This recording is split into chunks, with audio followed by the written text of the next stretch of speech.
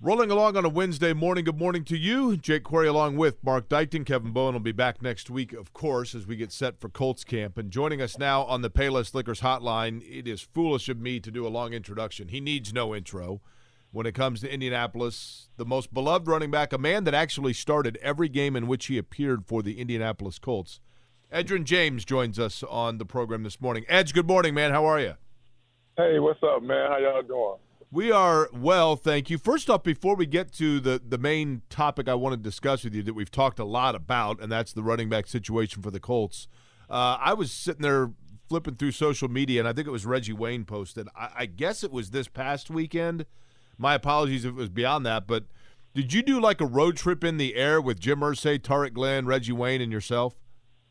Oh, yeah, we roll out with the big – I call him the big man. We roll out with the big man all the time, man. So he had this concert he put on, so we got a chance to go out there and actually support and be a part of it with us along with some Patriots players.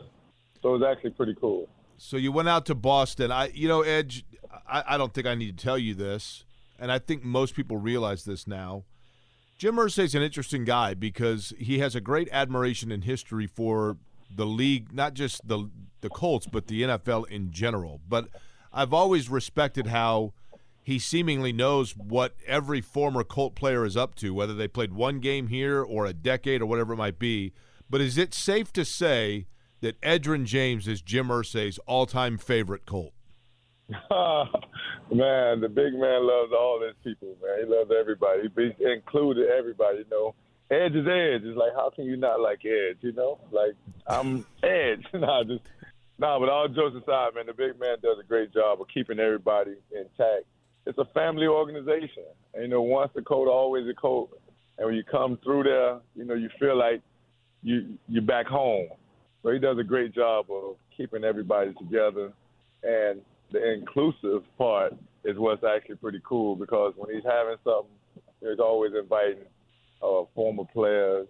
And it's cool to be a part of that because as players know, as when you go through this league, it's not the same. Every organization is different, and the relationship with the actual organization is not the same for every player. So, or for a lot of players in different organizations. But this organization, everybody loves the Colts. Everybody loves Mr. Irsay. Did it take a second? You know, I know when you were here, I'm assuming, you know, you obviously went on and played for Arizona. You played in Seattle. I mean, did you, at the time that you moved on from Indianapolis, and you know, we obviously know what happened there. They draft Joseph Adai, and they go from, you know, to a younger player. Was there immediate, like, in that moment, was there a resentment, or how did you navigate through the emotion of understanding the business of it versus the personal aspect of it?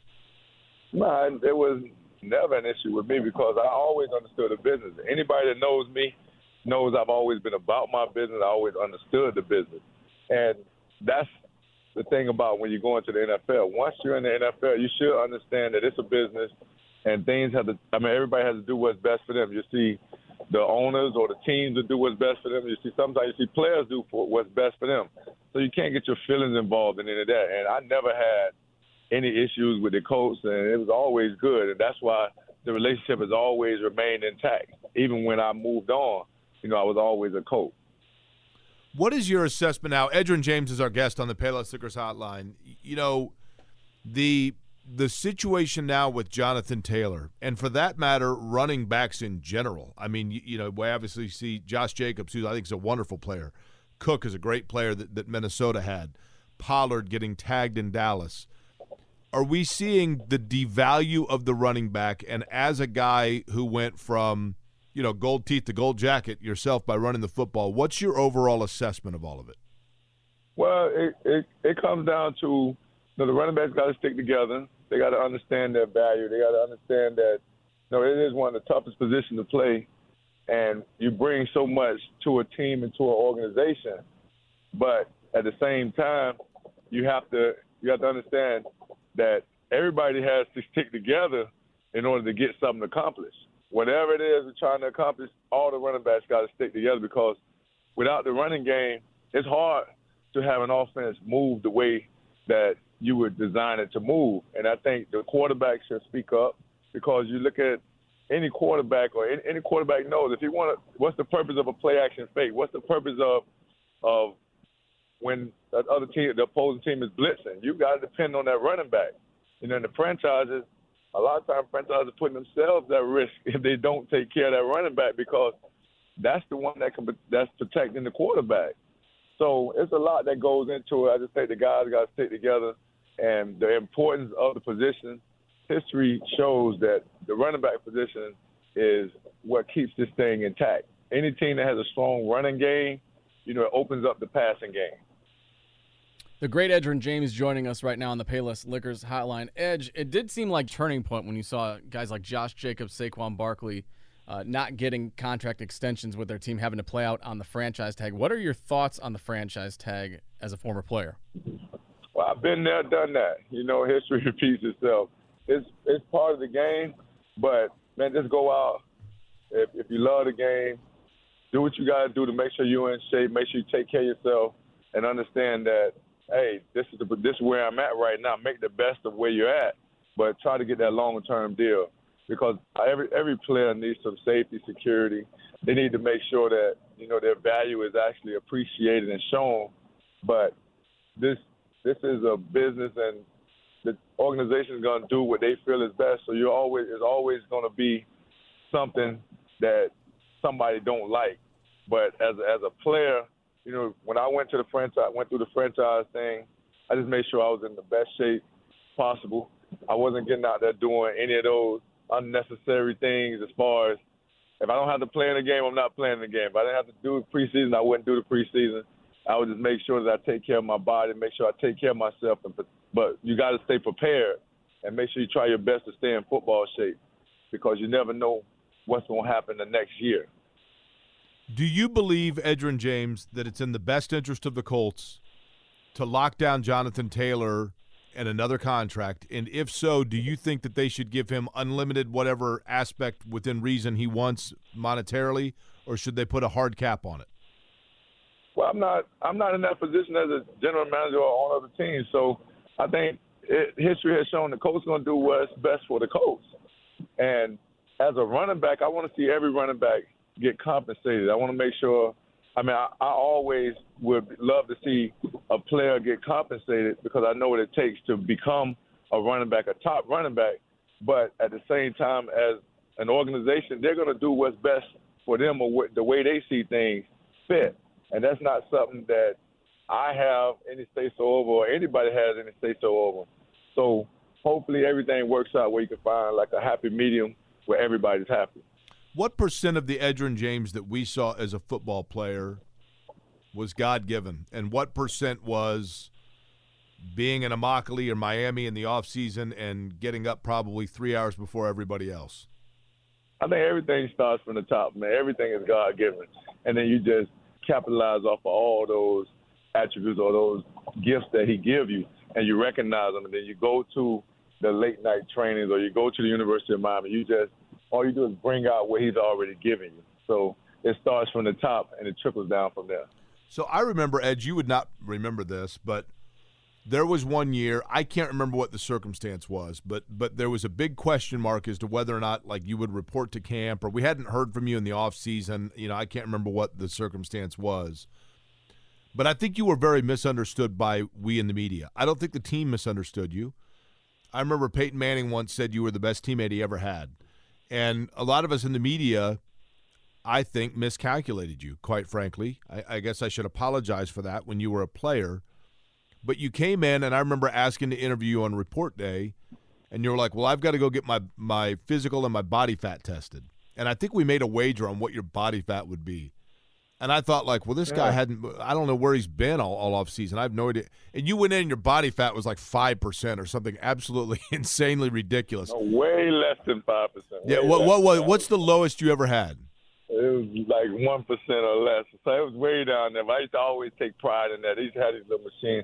But no, it's nothing against. I mean, the media. They're not to blame. Everybody's going off of what they think or what history has shown. But I think from day one I've shown that I was different.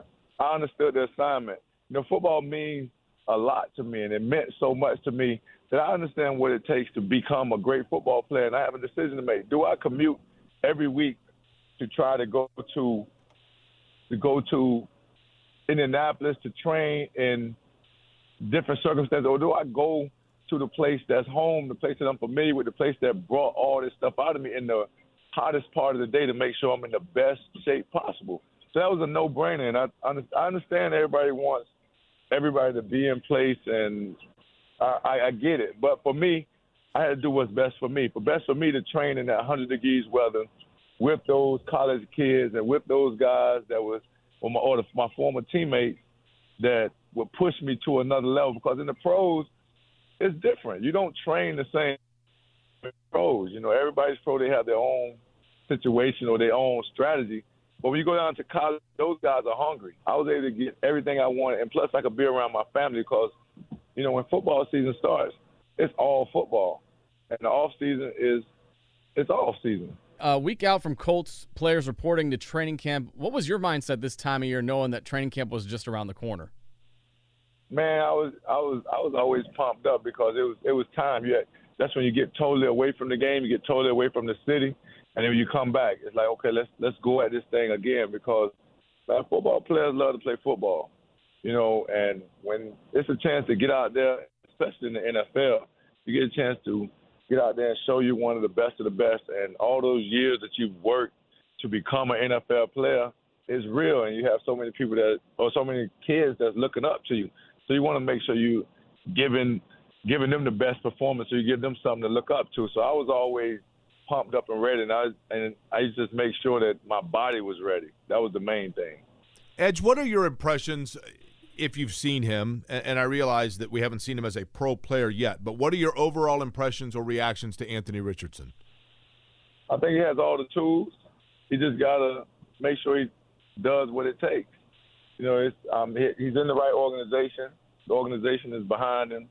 That's the first thing. You know, you're going to be in a spot that's going to give you every chance to be successful.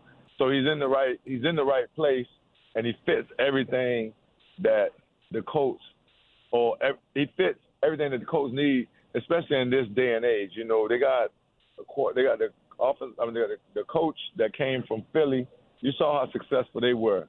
Similar type players. I think Richardson may be a little faster than Jalen Hurts, but you know, a lot of those things that they had success doing in Philly, you can see them doing that in Indianapolis. So, I mean, I think the kid has a great chance to be successful. And Coach I think the people of Indianapolis know what a great quarterback looks like, and they're going to hold everybody accountable. Okay, I got two last questions for you to the city of Indianapolis, to the people of Indy Edge. The first is, when you think of Indianapolis, aside from football, what's the one thing of this town you most miss, that you miss the most, I should say? Man, I had some great years there, and it's good energy. So, you know, anytime I come to Indianapolis, it's always good vibes, very welcoming, and I've always enjoyed it. And I try to come a little bit more now, especially doing more things with the Colts. So I can't say miss because I'm not missing because I still get it. Okay, lastly, Edge, I know this time of morning a lot of times, maybe not during the off-school year, but there are a lot of young kids that listen.